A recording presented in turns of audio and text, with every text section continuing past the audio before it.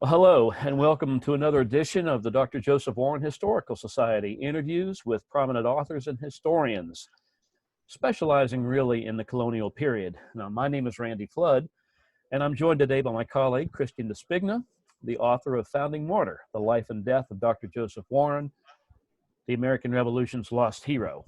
So this segment is brought to you by the Real American Revolution television series and also the American Revolution Consortium for Civic Education. So Christian, why don't you introduce our guest today? Ben, thanks for being with us. Benjamin L. Carp is the author of Defiance of the Patriots, the Boston Tea Party and the Making of America, that was published in 2010 and won the Triennial Society of the Cincinnati Cox Book Prize in 2013, and also the author of Rebels Rising, Cities and the American Revolution, that was published in 2007. He's written articles for Colonial Williamsburg, the Wall Street Journal, and the Washington Post.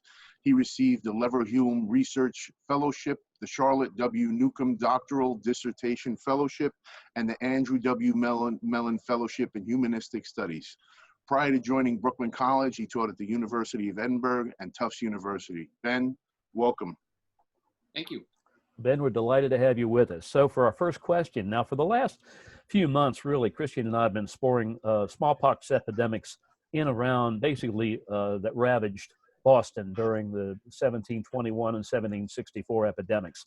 Mm-hmm. But now we're going to begin to extend our focus a little bit beyond that to focus on things that impacted Dr. Joseph Warren aside from the smallpox, other incidents in his life and everything. But specifically, I wanted to ask you that since the cities were obviously vectors of the disease and centers for mass protest, because primarily people lived in proximity to one another, how did the cities really function during the years of the revolution? Were they continuing to be centers of smallpox and the trigger for protests, or what generally happened in these cities? Sure. I mean, cities could be vectors for smallpox, but obviously smallpox afflicted people in less densely populated areas as well. I mean, two things about the cities that I think surprise people from the 18th century is that on the eve of the American Revolution, fewer than 5% of people lived in cities. And that's the old census definition of a city as being like 2,000 or more people. And the cities are really tiny. I mean, Philadelphia, which is the largest on the eve of the American Revolution, 40,000 people. Boston, 16,000 people. And it had been pretty flat in terms of its growth for much of the 18th century. And so people knew each other. There are college campuses these days that are bigger than that, right? And so these are relatively intimate places in a way, but they are also pretty tight, right? I mean, you could walk them, right? They're only about a mile, from end to end during this period. So on the one hand, yes, they are places where people can concentrate and protest much more easily than in rural areas. And there are also places where people can concentrate and catch things from one another, unfortunately, much more easily than in less densely populated areas. Mm-hmm. Thank you. I wanted to just bring this up about the Tea Party, because really there's several monumental events that really occurred in the decade prior to independence. And usually when you name them, people know it right away. Paul Revere's Midnight Ride, the Boston Massacre, Lexington and Concord. And these continue to resonate and have meaning today. But really, the Boston Tea Party continues to be relevant for really both sides of the political divide. And we can go back a few years and talk about the Tea Party political movement. And more recently, people were comparing the George Floyd Black Lives Matter protest to the Boston Tea Party. Can you talk a little bit about that and why this event is so relevant today still? Sure. I mean, I think, it's one of those incidents, right, where people, the original Tea Party, right, people defied the law by destroying what would today be about $1 million worth of private property in the name of what they thought of as a higher cause, right? And so how you feel about that, right, can vary quite a bit. All sorts of us, right, have laws that we don't like, right? But we also live, in a society of laws, and we generally want to live in places where people, obey the laws that we've all agreed upon in a democratic republic, right? So it's a very tricky thing, right? How different groups feel about the Tea Party and want to invoke it right, varies a whole lot across the history of the American Revolution. Looked at one way, right, the Boston Tea Party is super heroic because it helped, create the United States and all these other things. But looked at from another way, right, do we really want to live in a place where a bunch of people who are mad about a law that was going to actually reduce their taxes, can go off and infringe upon private property like that? And so, especially because property destruction occurred during, in small ways during the Black Lives Matter protests, which were largely peaceful, right? Peaceful demonstrations that we all respect under the First Amendment, et cetera, et cetera. The fact that there was some property damage, right, led to a backlash. That backlash in turn led some people to hop on Twitter and say, hey, right, destroying property in the name of civil rights is as old as 1773, right? But, sometimes that comparison is valid, and sometimes it's like, well, hold on, let's look at what the original event was like. And if that kind of thing drives people to look at the history a bit more closely and derive inspiration from it, then I think that's all to the good. Right. Well, as we're looking at history, and all of us are involved always, it seems it's endless, the involvement that we have in doing historical research. So from a research perspective or standpoint, one's always hoping to find some new or undiscovered document, or material culture piece that you haven't seen before, that. Was there anything in particular that you'd uncovered during your particular research about the Tea Party that came as a big surprise or a shock? Yeah, there were a few things. I mean, one thing that I did was I really wanted to know, that we have these lists. Some are big, some are small, of people who supposedly had participated in the Boston Tea Party.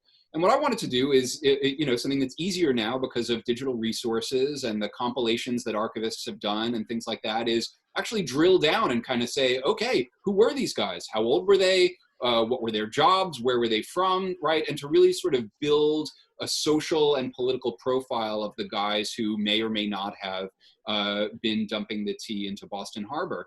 And at the time at Tufts, I was teaching a research seminar course on Massachusetts and the American Revolution. And I had this idea like, digging into one of these guys, especially if they're obscure but not too obscure, would be a perfect little research project for smart history majors, mostly juniors and seniors. And so I actually had them, and credited their research when they found cool stuff, right? I had them doing some of that work. And so that was really neat. But the source that I personally thought was the most significant, that no one had really connected to the Boston Tea Party before, as far as I know, was the William Palfrey papers at Harvard's Houghton Library. Palfrey was a close associate of John Hancock. He later becomes, I believe, the paymaster general during the Revolutionary War. So he was, one of these figures in the Revolutionary movement and the Revolutionary War who was important, but really not that well known. I mean, it becomes a very famous and wealthy family.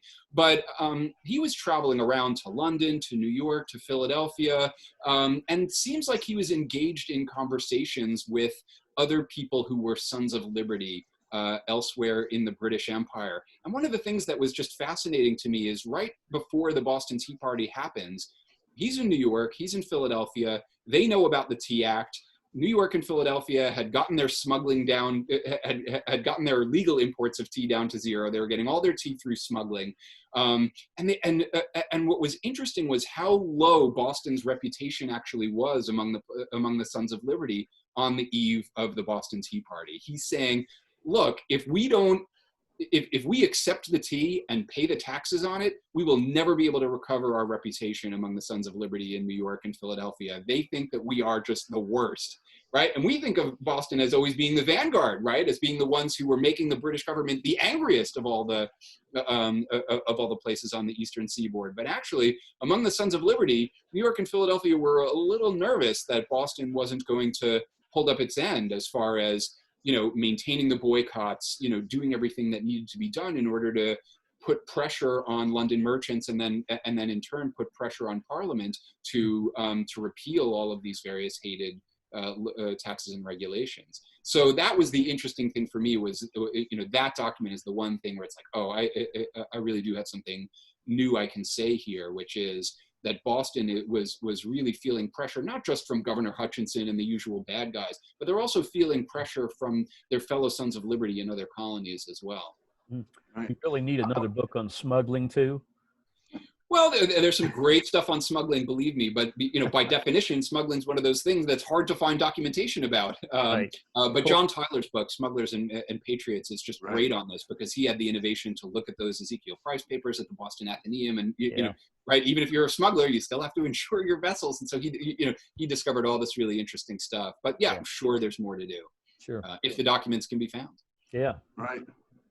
You know, I want to jump the gun a little bit here, and I know you're working on your third book, and we'd love to have you back when that book is published. But for now, I know you're writing the book about the burning of New York City on September 21st, 1776. Yeah. And I know you're beginning the book by talking about the burning of Charlestown, and you also are talking about the letter that Abigail Adams writes to her husband about the death of Warren. And really, that letter is, at least I personally feel, is a standout in that treasure trove of correspondence between them. But a lot of people, if you mention that letter, they're more focused on Bunker Hill and less so on Warren. So can you talk a little bit about that, and really like what a blow Warren's death was to the Patriot movement and patriots like John and Abigail Adams at the time? Sure. I mean, I think your book and and other works really show. I mean, your book in particular really shows that Warren was on the cusp of not just being a kind of local Massachusetts leader, and Samuel Adams himself is sometimes denigrated by historians as only being important in Massachusetts, right? Edmund Morgan says that, right? Not somebody who had continental vision like Washington or Hamilton or something like that. But Warren, right, who is extremely important in the state or the colony level resistance movement. Your book really shows that he was somebody who was also on the cusp of being a real national leader. Who knows what kind of military role he might have played? Who knows what kind of political role he might have played? Right, smart guy, brilliant orator. Someone who knew how to make, connections, how to work with people from different levels of society, could have done all sorts of stuff, right? Dr. Thomas Young, right? Somebody else who dies during the war. Well, I mean, Benjamin Church does too, but, obviously isn't welcomed in the American pantheon. But, Thomas Young, even more radical probably, right? Like if these guys had survived the war, who knows what kinds of contributions they might have made? Who knows how they might have shifted the discourse in terms of the founding of the country, whether they would have been able to urge changes in the constitutional settlement that resulted? Just really hard to know, right? We can't play in counterfactuals too much, right? But the immediate aftermath, and I think it's a couple of letters from Abigail Adams that she writes to John in the aftermath of Charlestown. There's a few different things that they're mourning, right? I mean, like I think something like 1,400 people had died on both sides. Most of them were British soldiers and officers. The Americans had also lost the battle, right? They had given up the position. And this substantial town of 400 buildings, was just reduced to brick chimneys, right, and smoking rubble. And this was the first of many, many towns that were destroyed or partially destroyed during the American Revolution. And it is shocking, and it is a grievance that's mentioned in the Declaration of Independence. And that's a subject that has interested me for a long time. This particular book is going to be focusing on New York, which is a mysterious fire, but most of the fires were very unambiguous, right? Started by either the British or the Americans, or by bandits or Native Americans, or other groups that were operating on the continent and a little bit in the British Isles as well, and in the Caribbean. And it's a factor in the revolution that's important, because one of the things that we talk about when we talk about the 18th century was this a moment of humanity in warfare, right? Was this a time when, between, the wars of religion of the 17th century and then total war in the 19th century, where there was a kind of more genteel form of conducting war. And that's something that historians have actually debated quite a bit. You can talk about it in terms of treatment of prisoners, talk about it in terms of treatment of women and children and other non-combatants. What I got interested in was the destroying of civilian property. Right. When do you think that book's going to be published? A couple you still years. have a long way to go? Or? I mean, I'm almost done with a full draft, but I want to do some heavy editing on it. I have to get some images. I want to commission some maps. I still have some stuff to do. And, you know, as with everything else, the pandemic has slowed down some things. Yeah. Right. So can we lock you in now to come back when the book is published? Absolutely. I would love. I would love to talk about it. Only have a little bit on, you know, on June 17th, 1775. That fateful day for Warren. You know, this is my first book that really is squarely in the war years rather than the years of resistance when Warren was most active. That's been really fun, and you know, it has gotten me into some sources I really haven't used before. Right, and I was excited when I heard that you were working on it, because I know it's been a few years since I know you've done other things, but I'm excited that you have a book coming out. So yeah. I got sidetracked by doing article length projects and a textbook, and you know, all sorts of life. You've been busy, but I'm glad you're coming with the book. So yeah. That's excellent. Well, Ben and Christian, that's really all the time we have today for our discussion. So thank you, Ben. Appreciate it for providing us with a keen insight and your knowledge as well. So we'll hope you come back. We'd love to have you. Yeah. And to the viewers, we hope you've enjoyed this presentation. And on behalf of my colleague, Dr. Christian Despigna, giving you a doctor credential there, Christian. I'll take it, Randy. No problem. We'll say goodbye for now. All right. Thanks, Ben. Thanks to both of you. Thank you all very much. Randy. Appreciate it. All right. Bye.